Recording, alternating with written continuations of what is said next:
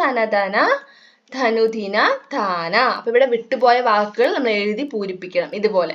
Okay, അപ്പൊ ധന നിങ്ങൾക്ക് എഴുതാറിയില്ലേ? തായും നായും 2 അക്ഷരങ്ങൾ ചേരുമ്പോഴുള്ള വാക്ക് ഏതാണ്? ധന. ധന ധന.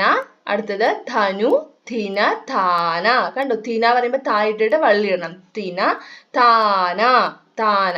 അപ്പൊ എങ്ങനെയാ വായിക്കുക? ഖലബില ഖലബില പറവകൾ പാടി ധന ധന ധന ധന ധനുദിന ധാന. അപ്പൊ ഇതൊരു ഒരു ചെറിയൊരു കവിതയാണ്, നമ്മളെ ചെറിയൊരു പാട്ടാണ്, കവിതയാണ് നമ്മളിപ്പോ വായിച്ചത്. ഇനി അടുത്ത പേജ് നോക്കിക്കേ. പറവകൾ തൂവലുകൾ. ഇവിടെ കണ്ടില്ലേ ഏതൊക്കെ പറവകളെയാണ് നിങ്ങൾ കാണുന്നത്? കാക്ക, തത്ത, പ്രാവ്. അപ്പൊ അവരുടെ ആ പറവകളുടെ തൂവലുകളാണ് ഇവിടെ പറക്കുന്നത്. കണ്ടോ, ഇവിടെ കുട്ടികൾ ഒരു തൂവലൊക്കെ എടുത്ത് കളിക്കുന്നുണ്ട് അല്ലെ. ഈ കുട്ടി എന്താ ചെയ്യുന്നത്? പറവകൾക്ക് വെള്ളം വെച്ചു കൊടുക്കുകയാണ്. അപ്പൊ ഇവിടെ നമുക്ക് എന്താ ചെയ്യാൻ പറയണെന്ന് വെച്ചാല് ഈ പ്രാവിനെ നമ്മൾ എന്ത് ചെയ്തിട്ടുണ്ട്? പ്രാവിന്റെ തൂവലുമായിട്ട് വരച്ച്